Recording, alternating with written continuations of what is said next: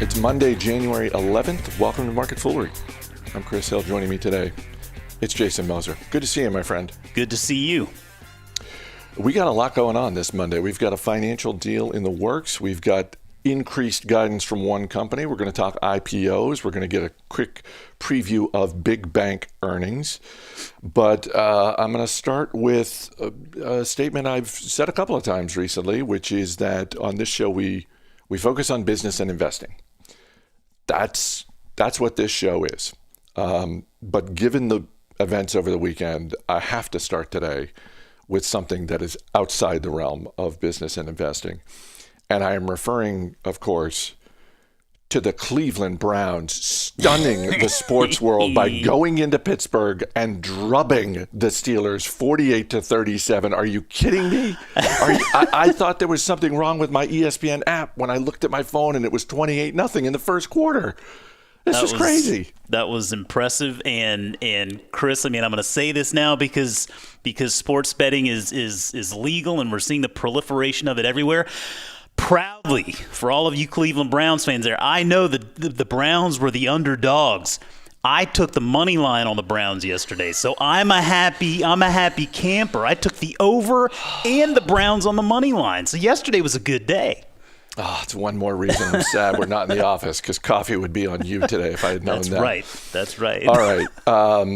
Let's start with Twitter, because shares of Twitter are down 6% this morning. As most folks probably know, late on Friday, Twitter permanently suspended the president of the United States from its platform. And I look at this sell-off today, Jason, and it makes perfect sense to me, because for whatever you think of the president of the United States, he's got had 88 million followers on Twitter, was a huge driver of engagement on that platform. That's what Twitter's business model depends on. And they have yet to prove on a sustainable basis that they can increase engagement dramatically or even methodically.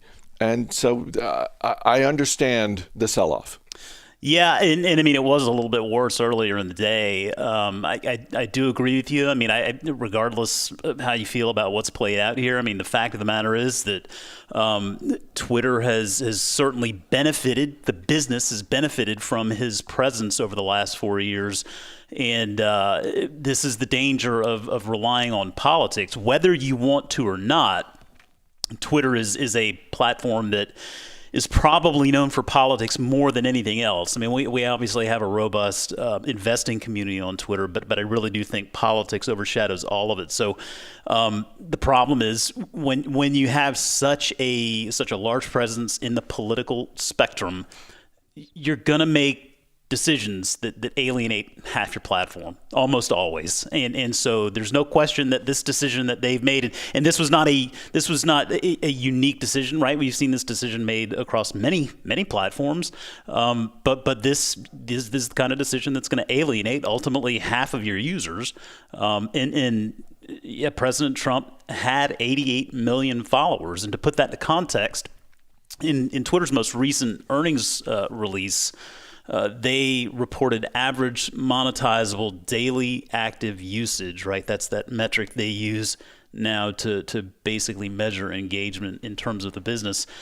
That number was 187 million users. And so essentially half of those, Trump's following represents essentially half of that user base, and that 187 million, by the way, was up 29% from a year ago. I mean, anything over the last 4 years, like I said, the business has benefited from his presence because it has kept engagement up, and I think that you're right. They haven't really proven that they're going to be able to sustain and grow engagement in a post-Trump world. To assume that engagement could be impacted from this decision, I think is a reasonable assumption. Does it affect advertisers? We'll have to wait and see. Over the long haul, maybe this is just a break-even decision, right? A bit of a tougher decision in the short run on the business, but maybe over the long run it creates a healthier environment for Twitter users, and that works out. I don't know. They just have to wait and see there. But to me, honestly, I mean, you hit the nail on the head there in just proving engagement beyond this. I think they've got bigger concerns and it's very difficult to see or to understand exactly what the end game is here, because Twitter today, for all intents and purposes, it's the same as we've always seen, right? It's just the same Twitter we've been using, minus a couple of bells, or minus a couple of bells and whistles here and there. I mean, I think the biggest innovation we've seen from Twitter in a while is fleets. And listen, man, I mean, I'm not impressed. I mean, I don't make them. I don't use them. Judging from my timeline, the novelty on fleets has worn off. So, I mean, yeah, as a former Twitter shareholder, I don't regret not owning these shares anymore. I do still use the platform, but as a user, I can see plenty of challenges on the horizon. Like you, I didn't really understand fleets when it first launched, but I did sort of allow that, like, hey, maybe this is, look, I'm not interested in this, but I could see other people do it. And that thought went away recently when I saw a few different people on Twitter, basically, people on Twitter with followings of a decent size where they went out of their way to say, hey, just because I put out fleets doesn't mean I engage with people who react to my fleet. I just thought, oh boy, yeah, no, that's not working for Twitter. No. Let's move on to, I was going to say the deal of the day, but it's not a done deal yet. And it is right up your alley. So I want to get your thought on this. This is NCR offering to buy Cardtronics for $39 a share in cash. Cardtronics operates ATMs and financial kiosks. Cardtronics actually had a deal in place last month with Apollo Global and Hudson Executive Capital. That was for $35 a share. NCR bumping that bid up. And yet, what does it say to you about this, either this space or this investment opportunity, that shares of both NCR and Cardtronics are down today? I would have thought at a minimum Cardtronics would be up, just because if this deal goes through, they're getting a higher bid. Yeah, I mean, to your point, there is an offer on the table. There is no deal yet. You can be forgiven if you see the headline and think ATMs, WTF. I mean, what is this all? ATMs? Really? I mean, like, come on. And that's a very fair question. To me, when you dig a little bit deeper, this is really about the transformation of the physical banking branch. More and more being able to do more and more stuff via the ATM versus actually having to go into the actual branch. I mean, I think that's something that does exist. I think that's a strategy that exists out there today. And it's not just about going to an ATM to get cash. It's about automated banking. It's about having essentially a smaller branch, a branch that you can do just as much with an ATM as you would with a physical branch, and you don't have to staff the physical branch. You don't have to pay for the retail or for the real estate for the physical branch. And so part of that is what this deal is about. But you have to look really at what NCR does in total to get a better grip on it. And so they serve a few different industries. They serve banking, retail, and hospitality industries. And so let's focus on the banking segment, because really that's more than half of the business. So that's what really matters here. And actually, interestingly enough, the ATM business in 2019, the ATM business grew revenue 29%. And so that goes towards that being able to do more banking via ATM versus actually having to go to the branch. But they offer all sorts of different solutions. It's not just a hardware ATM business. I mean, it's customer-facing digital banking, digital connected services, software solutions, ATM management systems and software, payment processing. But there's another interesting angle to this business in that Cardtronics owns a debit network. And that debit network is called Allpoint. That's part of the Cardtronics business. And so part of this acquisition is actually getting hold of that debit network. And so I do understand wanting to be able to bring that into their business, because NCR does also have a payment offering. They made an acquisition of a little company called JetPay. It was a merchant acquirer. They made that acquisition, I think, back in 2019. So a debit network would be something that would not really overlap with their current business. It'd be a bit more complementary and a little bit more recurring. And so I think part of the deal really does center around that debit network. And I mean, you look at Cardtronics, economics, you look at the financials. I mean, this is it's a smaller company, right? It's a true small cap. The financials show that it's having some trouble growing. It's a competitive environment, particularly for a smaller company, and so NCR can kind of swoop in there. Even at $39 a share, it's not an excessive valuation, so they can offer a little bit of an olive branch there and say we'll pay a little bit more because we feel like there are some complementary sides of your business that'll roll into our portfolio, including that debit network. I do get it. Shares of Lululemon Athletica up a bit this morning after the company raised earnings and revenue guidance for the quarter that ends on January 31st. CEO Calvin McDonald said Lululemon had a strong holiday season.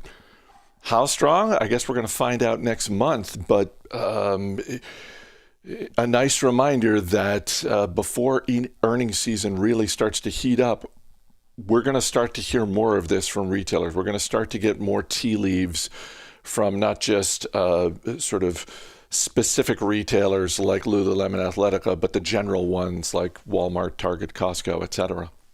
Yeah, and I'm not surprised to see Lululemon report this, right, pre-announce this, because really, I mean, this is a time when a lot of folks are at home. Exercise is becoming a bit more of an option for many of us than it probably was before when we were running all around and trying to make schedules work. And Lululemon has done such a good job over the past several years of really owning the brand and the experience, right? I mean, it's a business that has made a concerted effort to not rely on wholesale. I mean, there is a wholesale dynamic to the business, but not to the extent that you would see with other retailers. And I think that's something that's starting to pay off. The Mirror acquisition is another compelling one, I think. I mean, it remains to be seen what they ultimately do with it. They didn't pay an arm and a leg for it. And I do feel like it was $500 million, I think that acquisition was. So if you look at Lululemon's acquisition of Mirror versus Under Armour's 500 and some odd million they paid for those silly little apps that they've now divested, no question, I can see a bit more of a path toward profitability and growing the business with Mirror. So, I mean, that's something I think that could potentially pay off down the road. And management has been focused on this what they call the Power of Three growth plan. That's something they introduced, I believe, in 2019. Nothing revolutionary here, but the Power of Three. These are sort of the three drivers. These are the three principles that are really driving their growth strategy. It's product innovation, omni-guest experiences, and market expansion. And so they continue to do things that line up with these three prongs of that strategy, of that plan. It seems to be working out. Clearly, Lululemon has been a wonderful holding over the past several years for investors. I really don't think that'll change. And I think a lot of that really goes back to just their ability to truly own that brand and the experience. Really can't wait to see what numbers, if any, they share about Mirror. I'm curious in the overall report, but just the fact that so much of their, at least television and video on, like, you see YouTube ads and that sort of thing, so much of their video advertising strategy at the end of 2020 was geared squarely at Mirror sales. I'm interested to see if they were able to move the needle on that. Me too. Marketfoolery@fool.com is our email address. Got a question from Alan Bishop, who writes, recently you mentioned that Airbnb only sold a small portion of the company during the IPO. Is that typical? And is that perhaps one reason why the stock price doubled? Lots of people wanting to own the stock, but very few shares available for sale. I'm wondering if, as the rest of the shares are sold by insiders, will that bring down the stock price? Thank you for that, Alan. Typically we see in an IPO companies deciding, one of the decisions they make in that the capital raise event is what portion of the company are we going to sell off? I don't remember specifically what it was in the case of Airbnb, but I remember thinking at the time, they're just putting a little slice out there. Yeah. I mean, the goal isn't to sell your company. The goal is to raise money so that you can really grow your business. And going public is a fantastic option for that. And so yeah, I mean, with Airbnb, it is really just, it does come down to just economics 101, right? Supply and demand. And when you have a company that They put a limited number of shares out there. You've got a ton of enthusiasm behind them to boot.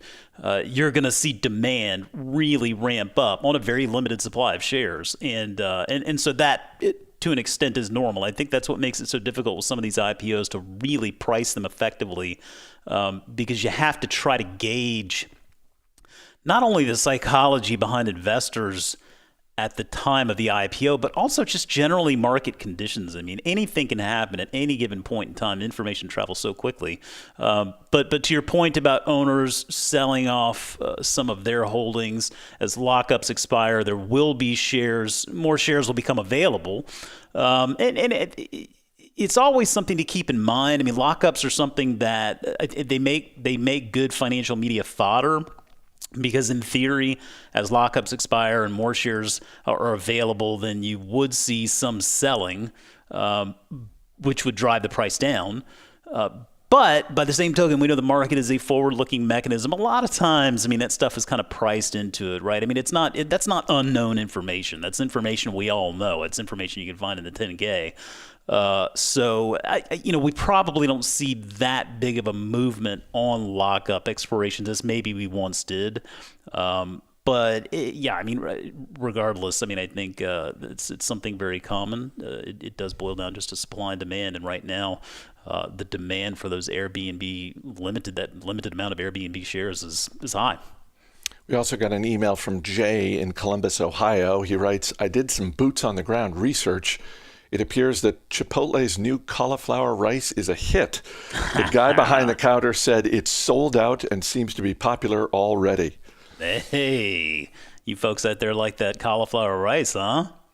Apparently, well, I told you, I went through, when we were talking about that on Motley Fool Money on Friday, I'd gone through Twitter just to kind of get a gauge, and it did seem like the folks who were trying it really liked it. So I mean, I think, I mean, hey man, it's not for me, but it's clearly for plenty of people out there, and that's great to know that it's a hit, because like we were talking about, $2 extra is $2 extra. Absolutely, and I think if this continues to play out, the only question for Chipotle is, do they keep this in the limited offer category? Sort of build up that excitement a couple of times a year, in January when people are maybe thinking more about losing weight, or is it such a hands-down financial winner for them that they move it to full-time? So we'll see where they go with that. Real quick, we're a couple of weeks away from Earnings Palooza starting up, but this Friday we're getting the first of the big banks reporting their latest earnings: Citigroup, Wells Fargo, JP Morgan Chase. What should people be watching? What are you going to be watching with respect to the big banks this quarter? Yeah, there are a few things. We for all that we've been talking about over the past several months, the one word we haven't really heard muttered a whole heck of a lot is recession.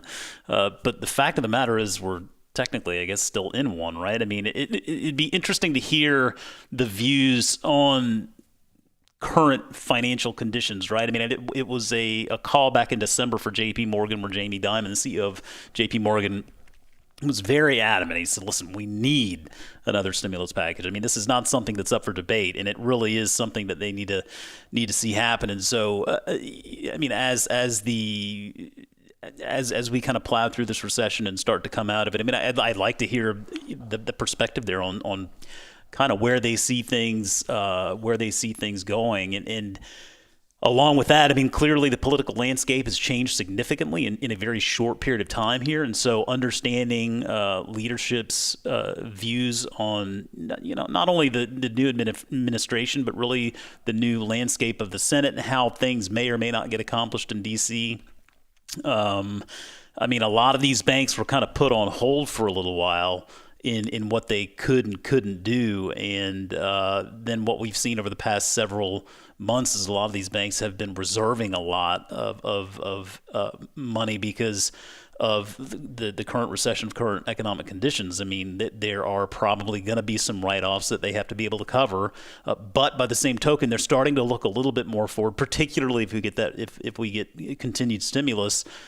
Maybe they don't necessarily need to reserve so much money, and if they're able to start releasing some of those reserves towards the middle of the year, we might see a more encouraging back half of the year in the financial space. I think technology continues to interest me as far as how these big bank CEOs are viewing it.